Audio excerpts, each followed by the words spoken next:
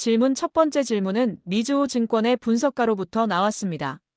대출 신청 수요인 애플리케이션 디맨드에 대해 짧게 질문드리고 싶습니다. 지난 분기와 비교했을 때 수요가 매우 강력해 보입니다. 아마도 3분기에 이 강력한 수요에 대해 언급해 주실 수 있을 것 같습니다. 그리고 이 내용을 우리가 예상했던 것보다 조금 낮고 지난 2분기 가이던스보다도 낮은 이번 실적 전망치인 가이던스와 어떻게 연결해서 생각해야 할까요? 이 상반된 두 가지 상황을 어떻게 일치시켜서 이해해야 하는지 궁금합니다. 답변 네, 저희가 발표에서 말씀드린 것처럼 대출 신청 건수는 지난 분기 대비 약 30% 성장했습니다. 이는 실제 대출 실행량인 오리지네이션이나 트랜잭션 볼륨의 분기별 성장세를 앞지르는 수치입니다. 정말로 마케팅 프로그램과 교차 판매 등 많은 요소가 함께 작용했습니다. 그래서 대출 신청이 늘어나는 것을 보는 것은 확실히 기분 좋은 일입니다. 제가 생각하기에 이 현상이 정말로 강조하는 점은 우리 모델이 거시경제적 요인인 매크로 팩터를 포착하여 3분기 동안 대출 기준을 엄격하게 하는 컨서버티브 즉 보수적인 단계로 나아갔다는 점입니다. 그리고 저는 이것이 우리가 예상할 수 있는 자연스러운 현상이라고 생각합니다. 말씀드린 대로 그 이후에 다시 정상으로 돌아왔지만 모델이 신호를 감지하고 빠르게 움직였던 특정 기간이 있었습니다. 어쩌면 모델이 조금 과하게 반응했다고 볼 수도 있습니다. 하지만 어떤 면에서는 모델이 너무 둔하게 반응하는 것보다 과하게 반응하는 것이 더 낫다고 생각합니다. 왜냐하면 결국 다시 정상으로 돌아왔기 때문입니다. 하지만 대출 신청량이 상당히 강력했고 최근 3년 중 가장 강력한 수준이었으며 매우 많이 성장했다는 점을 짚어보는 것은 유익하다고 봅니다. 비록 3분기에 이 수요가 우리가 예상한 만큼의 실제 대출 거래량으로 연결되지는 않았지만 이는 사업이 매우 건강하다는 것을 보여주는 아주 훌륭한 신호입니다. 질문 저는 특히 자동차 대출 분야에 대해 질문하고 싶습니다. 분명히 이 분야에서 몇몇 유명한 파산 사건이나 부정적인 신용 관련 이슈들이 있었습니다. 이러한 소식들이 여러분의 확장 계획이나 고객들과의 협상 과정에 영향을 주었습니까? 아니면 최근의 뉴스나 사건들이 여러분이 상황을 바라보는 방식이나 현재 자동차 사업의 진행 속도에 어떤 영향을 미쳤는지 궁금합니다. 답변 네, 그러한 사건들 중 어느 것도 확실히 우리에게 직접적인 영향을 주지는 않았습니다. 우리는 보도된 것과 같은 사기성 활동인 프로드존 액티비티를 본 적이 없습니다. 그래서 우리는 이것이 업계 전반에 퍼져 있는 현상이라고 설명하지는 않습니다. 우리 관점에서는 널리 퍼진 문제가 아닙니다. 다만 그런 사례가 발생하면 시장에 약간의 주의가 필요하다는 분위기를 만드는 것은 맞습니다. 그래서 은행이나 다른 최우선 자금 공급원인 시니어 파이낸싱을 제공하는 곳들은 아마도 조금 더 철저한 사전 조사인 딜리전스를 수행하게 될 것입니다. 하지만 시장 전체가 완전히 바뀌었다고 생각하지는 않으며 그것이 이 시장의 본질이기도 합니다. 몇몇 대형 은행들이 특정 자동차 대출 업체 때문에 손실을 입기는 했습니다. 하지만 우리는 대리점 자체를 효과적으로 심사하고 우리가 원치 않는 대리점의 활동에 따른 위험을 줄이기 위해 매우 엄격한 프로세스를 구축해 왔습니다. 그래서 이 분야는 우리가 잘 처리하고 있는 영역이라고 생각합니다. 우리는 아직 큰 문제를 발견하지 못했습니다. 하지만 다시 말씀드리지만 뉴스 헤드라인을 읽게 되면 조사의 강도를 높이거나 물어봐야 할 질문들이 많아지는 등 약간의 주의가 필요하게 마련이며 그것은 사업 과정의 당연한 일부입니다. 추가 질문으로 고신용자층인 슈퍼프라임 세그먼트에서 무엇을 보고 계신지 구체적으로 묻고 싶습니다. 대출 실행량인 오리지네이션을 보면 지난 분기보다 약간 줄어든 것 같습니다. 그래서 이 부분이 여러분이 언급하신 모델의 엄격한 운영 때문이었는지 궁금합니다. 핵심 제품과 비교했을 때 신용 점수인 피코스코어가 720점 이상인 구간에서 모델의 까다로움이 더 많이 나타났나요? 아니면 그 시장의 경쟁이 더 심해진 것인가요? 여러분은 무엇을 보고 계신지 궁금합니다. 그리고 이러한 현상이 수요와 자금 공급 능력에 대해 은행 파트너들로부터 들었던 긍정적인 이야기들과 어떻게 연결되는지 알고 싶습니다. 답변 그것은 여러 가지 요인이 복합적으로 작용한 결과입니다. 말씀하신 점은 분명히 하나의 요인이 맞습니다. 즉, 데이브가 설명한 것처럼 우리 모델이 전반적으로 몇몇 거시경제 신호에 반응했다는 뜻입니다. 이것은 주요 고객층인 프라이머리 세그먼트에서도 마찬가지였습니다. 실제로 거시경제 지표인 UMI의 세부 내용을 보면 저신용자인 서브프라임 소비자의 지수는 약 1.2에서 1.3 정도로 상대적으로 낮습니다. 하지만 신용점수가 700점 초반에서 중반인 세그먼트를 살펴보기 시작하면 그 수치가 꽤 높게 나타납니다. 따라서 모델의 영향이 분명히 있었습니다. 또한 그 세그먼트는 경쟁이 매우 치열한 시장이며 우리는 그 구간에서 다른 성장 수치들도 보고 있는데 그것들은 건강한 편입니다. 그래서 가격에 대한 영향이나 경쟁적인 측면도 함께 존재한다고 보는 것이 맞습니다. 앞선 질문들에 대해 추가 질문을 드리고 싶습니다. 마케팅 채널에서 이루어낸 개선 사항들은 매우 흥미롭게 들리고 더 많은 대출 신청 건수로도 입증된 것 같습니다. 이러한 유입 고객들의 질에 대해 여러분이 느끼는 바를 알 수 있을까요? 이번 분기에 AI 시스템이 조금 보수적이었다는 점을 알고 있습니다. 그런 점을 고려했을 때 새로운 기술들 덕분에 대출 신청자들의 질이 이전과 비슷하게 유지되었는지 혹은 더 좋아졌는지 궁금합니다. 답변 네, 저는 앞선 발표에서 AI를 고객 확보에 적용하여 얻은 좋은 성과들에 대해 말씀드렸습니다. 여러분은 이러한 성과들을 다음과 같이 생각하실 수 있습니다. 결국 고객을 확보하는 시점에서 우리는 대출을 신청할 성향인 프로펜시티가 높은 사람을 선택할지 아니면 실제 대출로 전환되거나 승인될 가능성이 높은 사람을 선택할지에 대해 어느 한쪽에 치우치지 않습니다. 궁극적으로 우리가 해결하려는 것은 이 두 가지의 곱셈 결과입니다. 그래서 우리가 이룬 개선은 이 중 하나나 둘 다에 도움을 주거나 결과적으로 전체적인 결과값을 높여줍니다. 분명히 우리는 최종 대출 실행 건수에 비해 신청 건수가 더 크게 증가하는 경험을 했습니다. 그래서 수치상으로 보면 고객들이 대출 과정을 통과하여 실제 거래로 이어질 가능성인 전환율이 변화했다는 것을 짐작할 수 있습니다. 물론 전환율은 더 낮아졌습니다. 이미 말씀드린 것처럼 그것은 우리가 분기 초반의 신용 측면에서 조금 더 보수적으로 대응하기 위해 우리 모델로 의도적인 선택을 내렸기 때문입니다. 그래서 그 모델의 기준에 비추어 보면 결과적으로 승인될 가능성이 조금 낮거나 대출로 전환될 가능성이 조금 낮은 사람들에게 마케팅을 하게 된 셈이지만 그것이 우리가 의도적으로 선택한 전략은 아니었습니다. 질문 저의 두 번째 질문입니다. 저신용 자동차 대출인 논프라임. 오토 분야는 최근 몇 달간 이 시장에서 발생한 눈에 띄는 사건들이 생기기 전부터 이미 연체율인 델링퀀시가 높아진 상태였습니다. 만약 우리가 이 특정 카테고리에서 상황이 개선되는 것을 보게 된다면 그것이 업스타트의 자동차 대출 실행량을 크게 늘릴 수 있는 핵심적인 요소가 될 수 있을까요? 답변 네, 우리는 자동차 대출에서 매우 좋은 신용 성과를 확인하고 있습니다. 그래서 우리 모델이 잘 작동하고 있으며 0점이 잘 맞춰진 캘리브레이션 상태가 되었다고 확신합니다.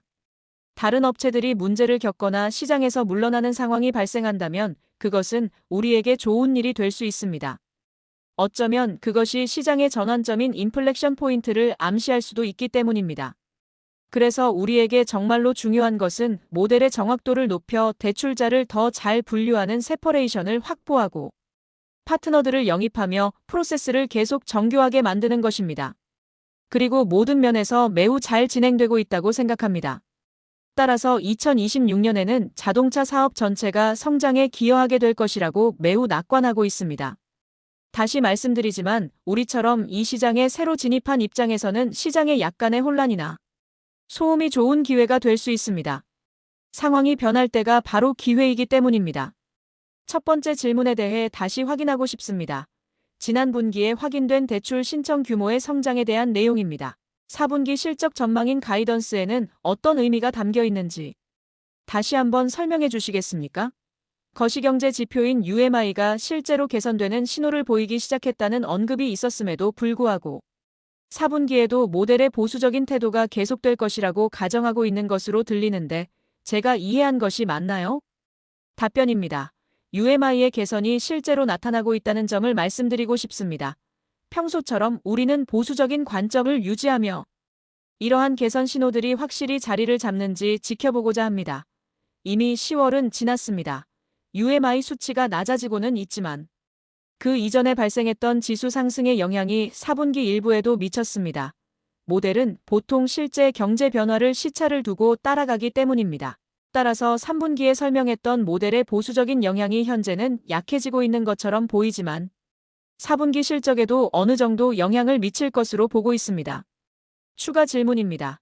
개인 대출 성장에 대한 전반적인 수요를 보면 올해 대부분의 기간 동안 저와 시장의 공통된 의견은 신용카드 빚을 대환하려는, 즉 리파이낸싱하려는 수요가 많다는 것이었습니다. 여전히 이러한 부채 대환이 개인 대출 수요를 이끄는 주된 요인인가요? 아니면 수요가 다른 요인들로 더 넓게 확장되고 있나요? 답변입니다. 부채를 리파이낸싱하는 것이 여전히 개인 대출의 가장 지배적인 사용 사례라고 생각합니다. 하지만 개인 대출은 신용시장의 만능 도구인 덕트 테이프와 같습니다. 정말 많은 용도로 유용하게 쓰이기 때문입니다. 사람들이 개인 대출을 사용하는 방식은 매우 다양하고 광범위합니다. 대출 과정이 훨씬 간단하고 금리가 경쟁력이 있기 때문에 어떤 경우에는 담보대출과 경쟁하기도 합니다. 예를 들어 웹사이트에서 중고차를 사거나 주택담보- 통장인 힐록을 받기 번거로운 집수리 용도로 사용되기도 합니다. 무담보대출이 빠르고 쉬우며 금리까지 좋다면 소비자에게 항상 매우 넓은 범위에서 유용하게 쓰일 것입니다. 다음 질문입니다. 이번 분기에 확인된 장부상 대출 규모의 확장에 대해 질문드립니다. 연구개발 단계인 R&D 제품들의 자금을 공급해줄 잠재적 파트너들과의 협의는 최근 어떻게 진행되고 있나요? 그리고 앞서 자동차 대출 분야에서 발생한 신용 문제들과 그것이 소비자에게 미친 영향에 대해 언급하셨습니다. 그로 인해 민간 대출 파트너들의 수요가 줄어들지는 않았나요? 또한 그들이 R&D 제품들의 대출 묶음이 시간이 지나며 어떻게 성과를 내는지, 즉 시즈닝 과정을 지켜보고 있는 것으로 알고 있습니다. 그들이 현재 어떻게 느끼고 있는지와 대화가 어떻게 진행되고 있는지 공유해 주실 수 있나요? 답변입니다. 네, 앞서 말씀드린 대로 모든 협의 과정이 진행되는 방향에 대해 매우 만족하고 있습니다. 현재 여러 새로운 제품 영역에 걸쳐 다양한 파트너들과 대화를 나누고 있으며 투자 의욕인 에피타이트는 좋은 상태입니다. 이러한 계약들은 규모가 크고 수년에 걸친 기간과 막대한 자금이 투입되는 거래입니다. 따라서 협의 과정에서 매우 철저한 사전 조사인 딜리전스가 이루어지며 일정을 완벽하게 예측하기는 어렵습니다. 하지만 진행 상황 측면에서는 모두 잘 되고 있으며 우리는 이 모든 과정에 대해 기대가 큽니다. 특히 자동차 대출 쪽은 솔직히 말씀드리면 우리가 만들어내는 대출에 대해 신용 문제는 전혀 걱정하지 않고 있습니다. 대출 성과가 매우 명확하기 때문입니다. 다만 앞서 언급했듯이 업계 전반에 퍼진 사기 관련 소음들 때문에 협의 과정의 일정이 조금 길어진 측면은 있습니다. 모든 파트너의 조사 목록이 2배나 3배로 늘어났기 때문입니다. 하지만 이것이 우리가 진행 중인 특정 협의들에 있어 파트너들의 동기나 의욕을 변화시키지는 않았다고 믿습니다.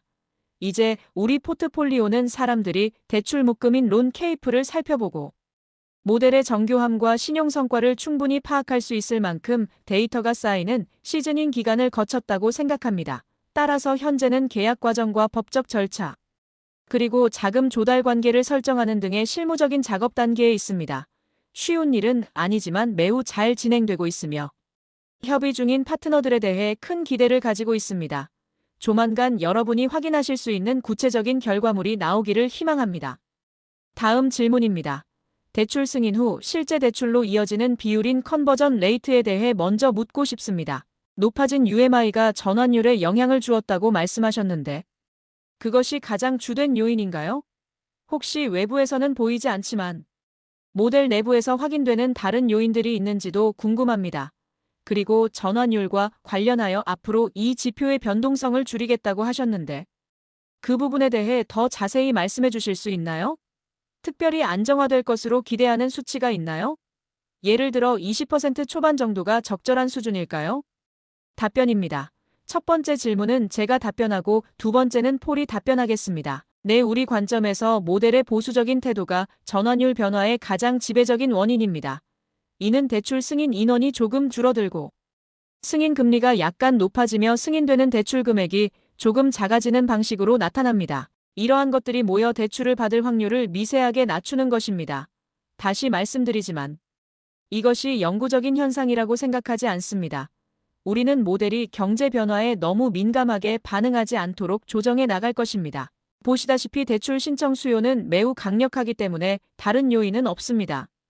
두 번째 질문인 전환율의 변동성 감소에 대해 말씀드리겠습니다. 특히 거시경제 상황에 따른 0점 조절인 매크로 캘리브레이션이 전환율에 미치는 영향에 대해 이해해야 할 몇 가지가 있습니다. 첫째로, 거의 매 분기마다 전체 전환율에 가장 큰 영향을 주는 요인은 거시경제 상태입니다. 대출자들이 전반적으로 재무적으로 건강하면 전환율에 도움이 되고, 어려움을 겪고 있다면 방해가 됩니다. 대출 승인 가능성인 어프루버빌리티 자체가 전환율의 거대한 부분을 차지하기 때문입니다. 둘째로, 대출 신청자들의 구성 비율인 믹스라는 요소가 있습니다. 이것은 옳고 그름의 문제가 아니라 우리가 어떤 종류의 사람들을 불러오는지에 대한 타겟팅의 문제입니다. 대출을 신청할 가능성이 높은 사람과 승인될 가능성이 높은 사람 사이에는 항상 선택의 문제가 있으며 우리는 사업에 가장 최적화된 선택을 합니다. 이 과정에서 수치가 조금씩 움직일 수 있습니다. 제가 앞서 언급했던 기술적 개선 사항은 모델이 거시경제의 최신 신호에 반응하는 방식을 관리하는 것과 관련이 있습니다.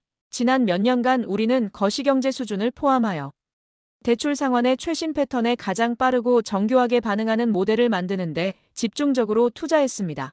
연방정부 직원이나 서비스 부문 근로자, 혹은 고신용자나 저신용자 중 누가 영향을 받든 우리는 우리 모델이 데이터가 허용하는 한 가장 빠르고 정확하게 반응하기를 원합니다. 우리는 우리가 구축한 이 시스템에 대해 매우 자부심을 느낍니다. 하지만 이 시스템의 부작용 중 하나는 최신 변화에 너무 과하게 반응할 수 있다는 점입니다. 또한 반응하는 과정에서 항상 표본 추출 및 측정 오차인 샘플링 에러가 발생합니다. 우리가 막대한 데이터를 가지고 있기는 하지만 미국의 전체 인구나 경제 전체와 비교하면 여전히 상대적으로 작은 표본입니다. 그래서 통계적인 오차가 자연스럽게 발생합니다. 이번 분기에 우리는 이러한 표본과 실제 경제 상황 사이의 일치도를 분석하여 자연적으로 발생하는 오차가 얼마나 되는지 이해하기 위해 많은 노력을 기울였습니다. 그리고 그 측정 오차를 절반 정도로 줄일 수 있는 기술을 고안했습니다. 이를 통해 제가 불필요한 변동성이라고 부르는 수치의 출렁임을 줄일 수 있게 되었습니다. 우리는 모델이 단순히 측정 오차 때문에 반응하는 것이 아니라 실제 경제 변화에만 반응하기를 원합니다. 이번 분기에 그 측정 오차를 매우 크게 줄였기 때문에 앞으로는 거시경제의 영향으로 인한 전환율의 변동성이 이전보다 줄어들 것으로 기대합니다. 이것은 매우 긍정적인 변화입니다.